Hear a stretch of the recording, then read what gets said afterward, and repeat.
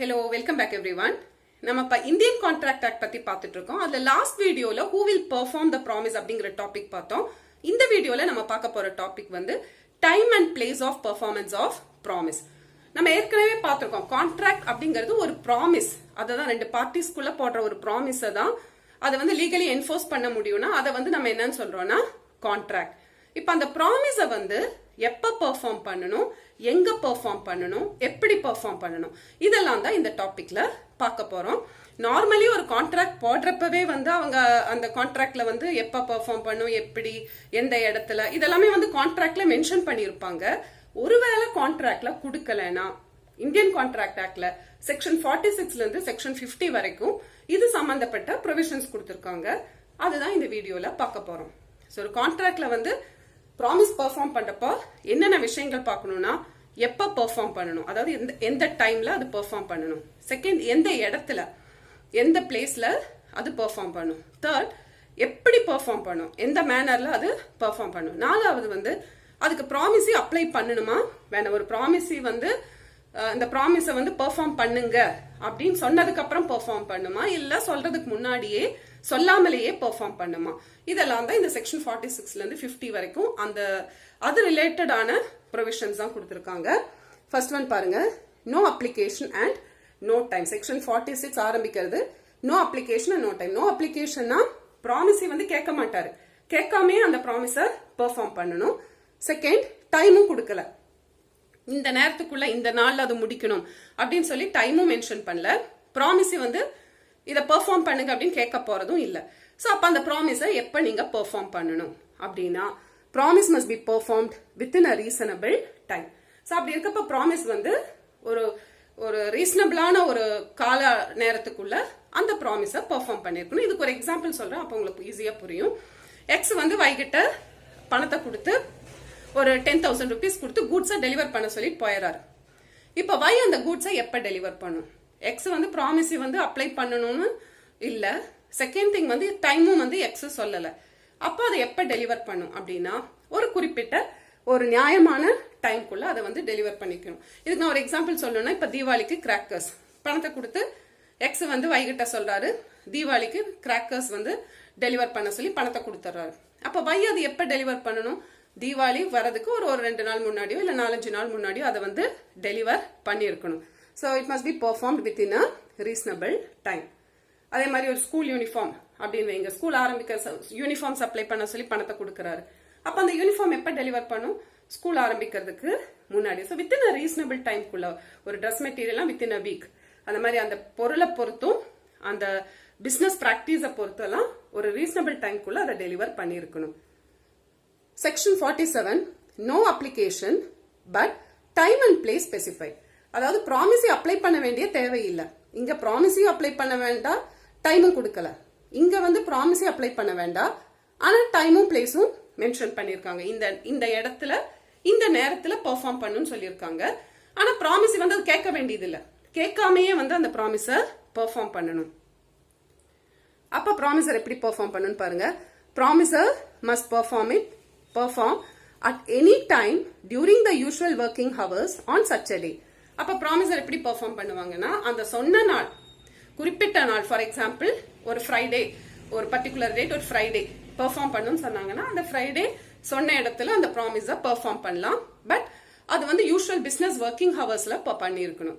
இப்ப நான் சொன்ன முன்னாடி எக்ஸாம்பிள்லே எக்ஸ் வந்து வைகிட்ட 10,000 rupees கொடுத்து கூட்ஸை வந்து Friday deliver, coming Friday deliver பண்ணுங்க, என்னோட ஆபீஸ்ல டெலிவர் பண்ணுங்க அப்படிங்கிறாரு. அப்ப எக்ஸ் வந்து டைமும் சொல்லியாச்சு, பிளேஸும் சொல்லியாச்சு. டைம் வந்து Friday, next Friday, and place வந்து அவருடைய ஆபீஸ்.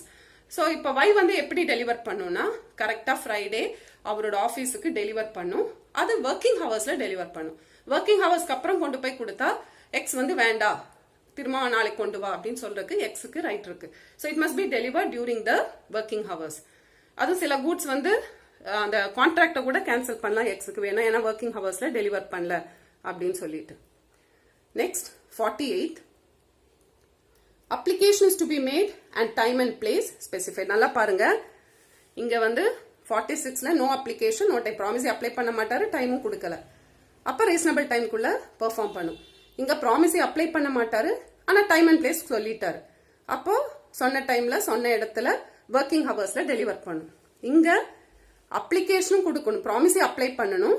அந்த அப்ளை பண்றப்ப அவர் டைம் அண்ட் பிளேஸ் சொல்லுவாரு. ஸோ அந்த இடத்துல அந்த டைம்ல அவங்க வந்து டெலிவர் பண்ணணும். Promiser must perform it after application by the promisee. Promisee must apply for performance at a proper place and time within usual business hours. Short form ல இருப்பேன். இந்த application APPLI னா application, இங்க HRS னு போட்டுப்பேன். business, இது business, HRS னா hours. இப்போ இதுல ப்ராமிஸை அப்ளை பண்ணும். அப்ளை பண்றப்ப அவர் டைம் அண்ட் பிளேஸ் சொல்லுவாரு. அந்த இடத்துல அந்த நேரத்துல டெலிவர் பண்ணும். அப்ப ப்ராமிசர் என்ன பண்ணும்னா, ப்ராமிசர் எப்ப பெர்ஃபார்ம் பண்ணும்னா, ப்ராமிஸை அப்ளை பண்ணதுக்கு அப்புறம் தான் அவர் அதை பெர்ஃபார்ம் பண்ணுவார். ப்ராமிஸி வந்து சொல்லுவார், நீங்க கொண்டு வந்து கொடுங்க, இந்த இடத்துல இந்த டைம்ல கொடுங்க அப்படின்னு அவர் அப்ளை பண்ணதுக்கு அப்புறம் ப்ராமிசர் சொன்னபடி, ப்ராமிசி சொன்ன அந்த இடத்துல அந்த நேரத்துல பிசினஸ் ஹவர்ஸ்ல அதை வந்து சப்ளை பண்ணி இருக்கணும். இப்ப நான் சொன்ன அதே எக்ஸாம்பிள் எடுங்க. எக்ஸ் வந்து Y கிட்ட பணத்தை கொடுக்கறாரு. கொடுத்துட்டு எனக்கு வந்து இந்த கூட்ஸ் வேணும், நான் சொன்னதுக்கு அப்புறம் சப்ளை பண்ணுங்க அப்படிங்கிறாரு. இல்ல எக்ஸ் வந்து வைக்கு ஒரு காருக்குன்னு வைங்க, ஒரு காருக்கு அட்வான்ஸ் கொடுக்கறாரு. கொடுத்ததுக்கு அப்புறம் நான் சொல்றேன் அப்ப டெலிவர் பண்ணுங்க அப்படிங்கிறாரு. அப்ப வை என்ன பண்ணணும்னா எக்ஸ் அப்ளை பண்ற வரைக்கும் வெயிட் பண்ணும். அப்ப எக்ஸ் வந்து ஃபோன் பண்ணி சொல்றாரு, நீங்க வந்து காரை டெலிவர் பண்ணிருங்க, கம்மிங் மண்டே டெலிவர் பண்ணுங்க, என்னோட ஆபீஸ்ல டெலிவர் பண்ணுங்க, இல்ல என்னோட வீட்டுல டெலிவர் பண்ணுங்க அப்படிங்கிறாரு. அப்ப வை என்ன பண்ணணும், எக்ஸ் சொன்னபடியே அந்த காரை அவரோட ஆபீஸோ இல்ல வீடோ எங்க சொன்னாரோ அங்க டெலிவர் பண்ணும். அதுவும் யூஷுவல் பிசினஸ் ஹவர்ஸ்ல டெலிவர் பண்ணணும். Next, no application and no place specified. ப்ராமிஸை அப்ளை பண்ண வேண்டிய தேவையில்லை, எந்த இடம் அப்படிங்கறதும் மென்ஷன் பண்ணல, எந்த டைம் எந்த இடம் எதுவுமே மென்ஷன் பண்ணல. அப்போ ப்ராமிசர் என்ன பண்ணுனா, he must apply to the promisee to appoint a reasonable place for the performance of the promise and perform the promise at such a place. இப்ப நான் சொன்ன எக்ஸாம்பிள், எக்ஸ் வந்து Y கிட்ட பணத்தை கொடுக்கறாரு, ஒரு அட்வான்ஸ் கொடுத்து காரை டெலிவர் பண்ணுங்க அப்படிங்கிறாரு. அப்ப Y என்ன பண்ணுனா, எக்ஸ் வேற எதுவுமே சொல்லல, அமௌண்ட்டை மட்டும் கொடுத்து காரை கொடுங்க அப்படின்னு சொல்லிட்டு போறாரு. அப்ப Y என்ன பண்ணுனா, கார் வந்ததுக்கு அப்புறம் ரெடி ஆன உடனே எக்ஸ கூப்பிட்டுட்டு இந்த மாதிரி கார் வந்துருச்சு, சோ எங்க டெலிவர் பண்ணும், எப்ப டெலிவர் பண்ணும் அப்படிங்கறது கேட்டுட்டு எக்ஸ் சொன்னபடி சொன்ன இடத்துல சொன்ன டைம்ல டெலிவர் பண்ணும். சோ இங்க ப்ராமிசர் தான் அப்ளை பண்ணும். இங்க வந்து செக்ஷன் 48ல யார் அப்ளை பண்ணுவாங்கன்னா ப்ராமிசி. இங்க அப்ளிகேஷன் இஸ் டு பி மேடுங்கிறப்ப ப்ராமிசி அப்ளை பண்ணும். நோ அப்ளிகேஷன் நோ பிளேஸ்னா ப்ராமிசர் தான் அப்ளை பண்ணணும். Next, section 50. Performance in the manner and time specified by the promisee. 50 வந்து ஜெனரலா ப்ராமிசியே இந்த இடத்துல இப்படி பெர்ஃபார்ம் பண்ணுங்க அப்படின்னு சொன்னா ப்ராமிசர் என்ன பண்ணும், அண்டர்ஸ்டுட் தான். ப்ராமிசி சொன்னபடி சொன்ன டைம்ல சொன்ன இடத்துல சொன்ன விதத்துல அதை வந்து பெர்ஃபார்ம் பண்ணும்.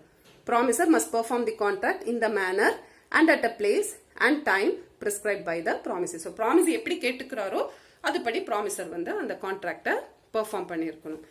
ஸோ இதுதான் செக்ஷன் 46ல இருந்து 50 வரைக்கும் சொல்றாங்க. இதோட எக்ஸ்பிளனேஷன் தான் ஆக்சுவலி புக்ல கொடுத்துருக்கிற எக்ஸ்பிளனேஷனை விட இப்போ நான் கொடுத்துருக்கிறது உங்களுக்கு இனிமே அந்த டேப்லெட் காலம் மாதிரி கொடுத்தது வந்து இனிமே கொஞ்சம் புரியறதுக்கு ஈஸியா இருக்கும்.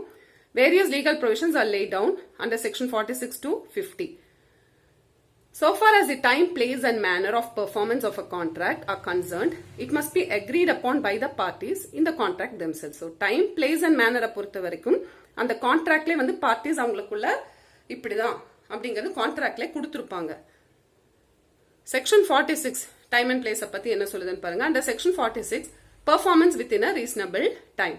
ப்ராமிஸ் எப்படி பெர்ஃபார்ம் பண்ணும் அப்படின்னா ஒரு ரீசனபிள் டைம்குள்ள, அதாவது இங்க ப்ராமிஸை அப்ளை பண்ண போறது இல்ல, டைம் மென்ஷன் பண்ணல, பிளேஸ் மென்ஷன் பண்ணல, எதுவுமே இல்லாதப்போ ஒரு ரீசனபிள் டைம்குள்ள அந்த ப்ராமிஸை பெர்ஃபார்ம் பண்ணும்.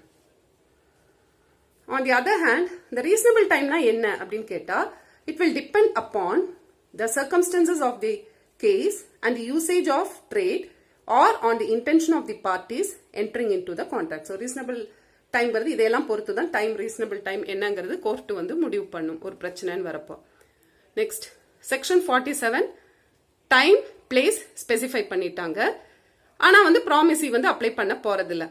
If the promise is to be performed on a certain day, the promiser may undertake to perform it without application of the promisee. Promisee apply பண்ணாமே அதை வந்து அந்த குறிப்பிட்ட நாள்ல perform பண்ணியிருக்கணும்.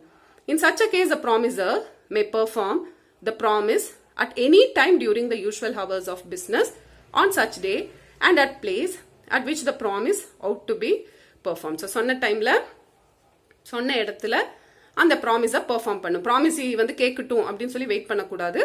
அந்த டைம்ல அந்த இடத்துல கரெக்டாக பண்ணியிருக்கணும். செக்ஷன் 48 செக்ஷன் 48ல வந்து ப்ராமிஸி அப்ளை பண்ணணும் அப்படின்னு சொல்லுது. ஸோ அப்படி ப்ராமிஸி அப்ளை பண்றப்போ ப்ராமிஸி கேட்டபடி சொன்ன டைமுக்கு சொன்ன இடத்துல பண்ணும். Performance on a certain day. If the promise is to be performed on a certain day, the promiser may undertake to perform it after the application by the promisee to that effect. So இங்க வந்து promisee apply பண்ணணும். 49ல யார் apply பண்ணணும்னா promiser apply பண்ணணும். Performance of promise when no place is fixed and without application. எங்க எப்போ இது எதுவுமே கொடுக்கல அப்படிங்கிறப்ப promiser தான் அப்ளை பண்ணும்.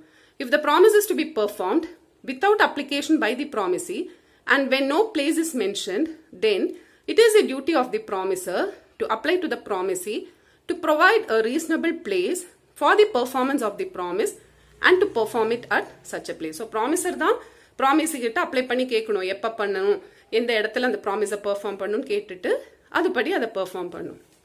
இதெல்லாம் வந்து நம்ம டேப்லர் காலமாக பார்த்தோம். இது வந்து புக்கில் கொடுத்துருக்குற எக்ஸ்பிளனேஷன். நான் ஜஸ்ட் உங்களுக்கு ரீட் பண்ணுறேன், பெருசாக எக்ஸ்பிளைன் பண்ணல, ஏன்னா ஆல்ரெடி நான் வந்து முன்னாடி எக்ஸ்பிளைன் பண்ணிட்டேன். Under section 50, performance is prescribed by the promisee. Section 50 என்ன சொல்லுது? promisee சொன்னபடி சொன்ன நேரத்தில் சொன்ன டைம்ல கான்ட்ராக்டை பெர்ஃபார்ம் பண்ணலாம். The performance of any promise may be made in any manner or at any time which the promisee prescribes. So இந்த topic உங்களுக்கு புரிஞ்சிருக்கும்னு நினைக்கிறேன்.